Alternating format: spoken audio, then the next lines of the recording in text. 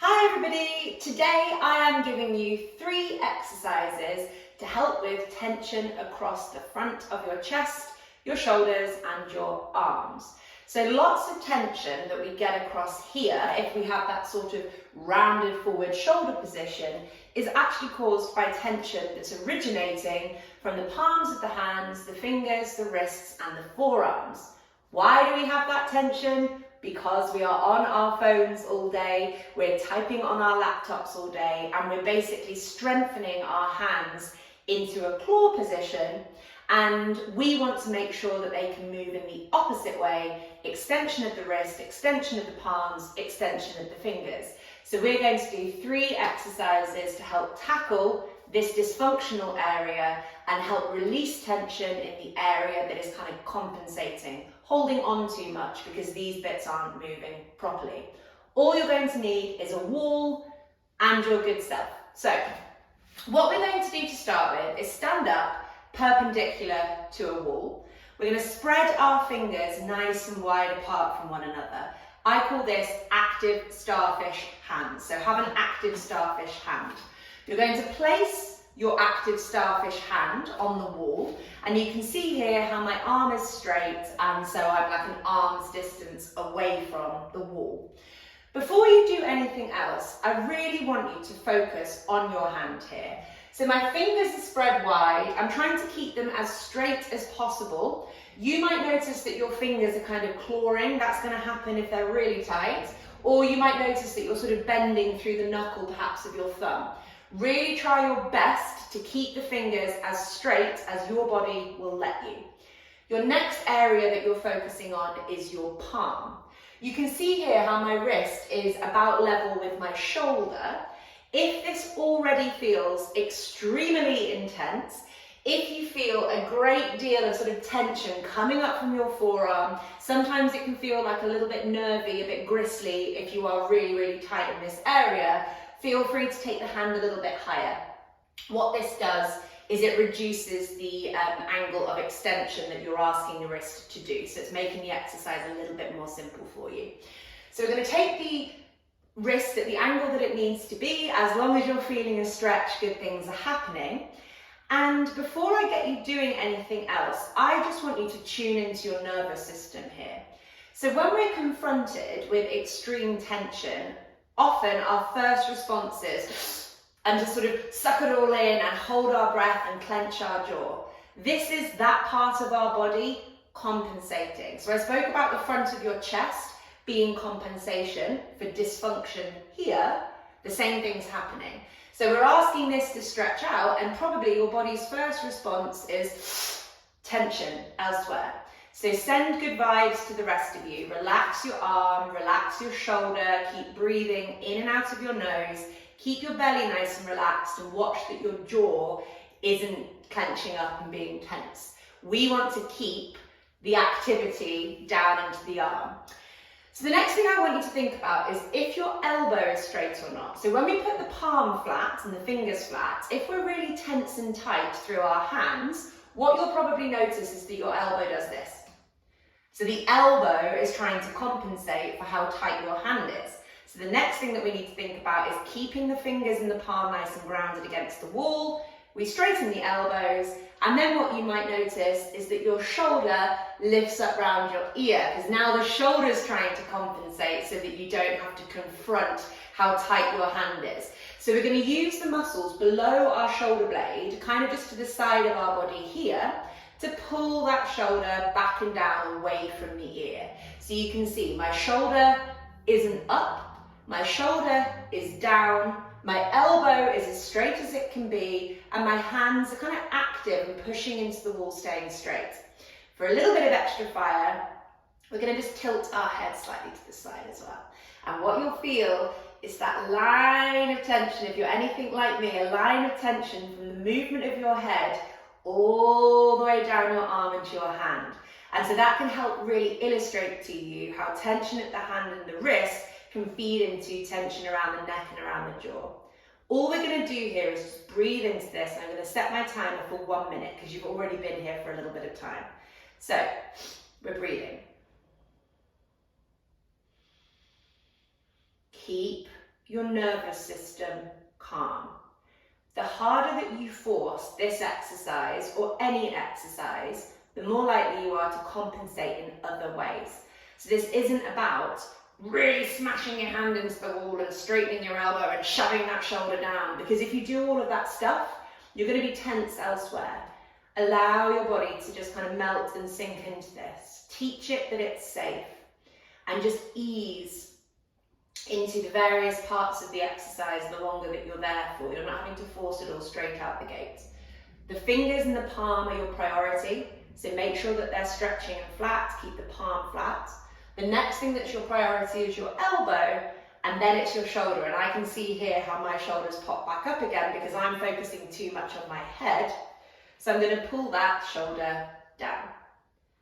Okay, so that's a minute on the right hand side, and now I'm going to turn over. We're going to hold it for 3 minutes on the other side just because I did so much explanation, but I'll keep the explanation to a bit more of a minimum this time round. So same thing goes with our left hand. Spread the fingers wide, thinking about the active starfish. Wrists at shoulder height. Hand and fingers is your priority, taking them higher if you need to. Elbow is straight, and we're going to use the muscles here, which can be really hard to connect to if we're quite disconnected from them, to pull the shoulder blade back and down, and off we go.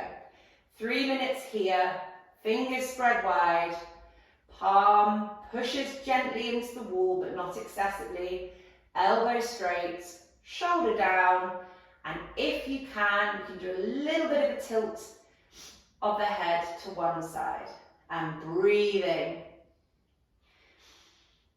So as well as your focus being your fingers spreading and your palms spreading and staying flat, your next main focus is really keeping that breathing under control and the jaw nice and relaxed.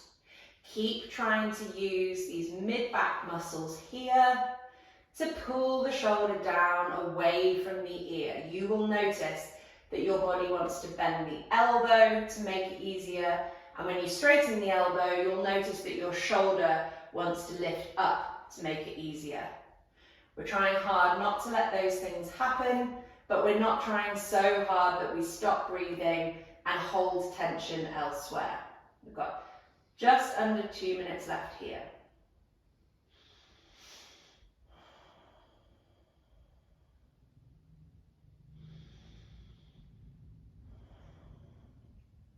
You'll probably notice a big difference from side to side. So typically, the hand that you write with, your more dominant hand, is going to be tighter because you spend more time in a clawed hand position with that tight hand. Although it doesn't always work like that. So if someone plays piano, plays guitar, maybe someone who does lots of gardening, or something where you're using both of your hands in that kind of clawed way, then actually both sides might be really tight. But typically, people will find that the side that they write with is their more tense side. Breathe into it.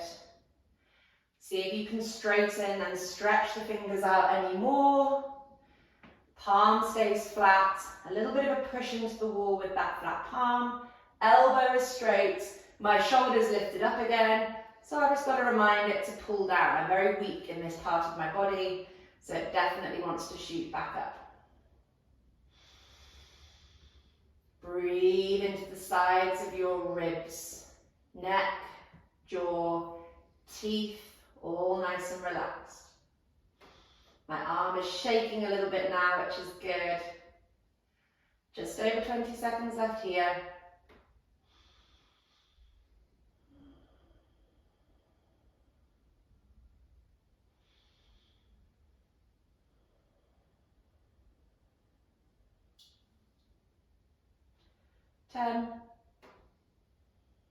Oh, I'm forgetting about my shoulder again.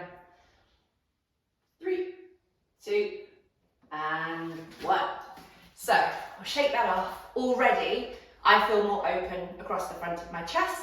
I know for me, lots of this tension here is caused by exactly what I explained at the beginning, too much time on my phone and my laptop. We're going to move on to our next exercise now, which is forearm stretch. So for forearm stretch, I'm going to be turning and facing the wall we're going to be doing active starfish hands again. So what you've just practiced, we're doing once more. The position that I'm going to be in from the front view is like this. So my hands are going to be flat against the wall, pointing downwards, which is asking that extension of the wrist again. And I'll be like leaning into the wall in this type of movement, just so you can see. Be careful, because in this exercise, you might notice that your elbows want to come to the sides like this, or that you're kind of doing that with your hands. We're really trying to keep the wrists, the elbows, and the shoulders sort of in alignment with one another, okay? So, hands are going to go on the wall. You can see here that my body is my forearms distance away from the wall. So I'm not like this, and I'm not super close. I'm keeping my elbows tucked into my rib cage. My wrists are level with my elbows. My fingers and hands spread wide. And what I am not doing is I am not lifting up my rib cage, which is very much my instinct as somebody who flares my rib cage. So my body right now wants me to lift up my ribs, but I'm going to keep the rib cage down, keep my hands firmly on the wall, keep my elbows tucked in, and what I'm going to do is gently drop into my shoulders so that my head moves towards the wall on a diagonal. I continue pushing into the wall into my hands, and I keep trying to pull my shoulders behind me and down away from my ears. This is different to this. If you are flaring your rib cage, you won't feel anything in your shoulders, and you'll probably go into your lower back. I'm going to set the timer here. We're going to hold this for a minute. Keep focusing on your breath. Off we go. Yeah, we are going. So my nose is moving towards the wall on a diagonal. I'm keeping my rib cage down, not flaring it up. My shoulder blades move behind me, but I don't want them up around my ears. They're pulling down and away from the shoulders as much as possible. I'm really trying to keep that work in the shoulder blades, moving them behind me, moving them down away from my ears, and I'm gently pushing into my hands throughout so that we're creating a bit of kind of push-pull resistance between the two. Just going to check my timer. We've got 15 seconds left. Forearm stretch. The clue is in the name. You should feel stretching through your forearms, and then I can feel how my kind of rib cage and shoulders are repositioning as I do this. Remember, it's going to feel easy if you flare your rib cage, but easy potentially combined with lower back tension, which means it's not easy. Okay, that is time. And final exercise out of the three. I'm going to come a little bit closer to the screen just to show you my hand position here. So this is golfer's grip. It's not a fist. It's definitely not weak, floppy hands. I am keeping my fingers kind of tucked into my palm like this. I'm straight up until that first knuckle. The thumbs are extended at a 90-degree angle. If your hands are tight, you're probably going to want to do this. And halfway through the exercise, you might be feeling a bit tired and the hands might start getting floppy again. Keep those hands tight. Keep that palm open and engaged. Keep the thumb engaged, fingers engaged, because what that does is it feeds into the muscles through the forearm, which will help open up your shoulders even more. Hands are critical here.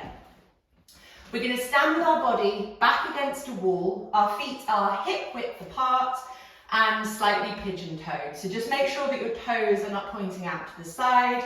We're doing that golfer's grip position that I explained. Our fingers are on our temples, thumbs facing down. Everything is kind of nice and active and rigid here. We're going to try and pull our shoulder blades back behind us. But as we do that, it's not a lift of the rib cage. So it's the same principle that I'm talking about as in the last exercise. We don't want that rib cage to lift because you're going to go into your lower back and your shoulders won't be able to glide properly. Rib cage stays down. So notice that. If you pull your shoulders back and your rib cage goes up, what you are going to do is you're going to stop pulling your shoulders back at the moment that your rib cage lifts. So it doesn't matter if your elbows don't touch the wall. I'd rather you be starting from here with that rib cage down and moving within this range of movement, because this is what we're going to be doing. I'd rather you be doing this with your rib cage touching the wall, the lower back long and comfortable, versus you touching the wall, but all of the movement coming from the rib cage. Hopefully you can kind of see the difference there. Play around with it. Rib cage still, rib cage down, shoulders and arms move.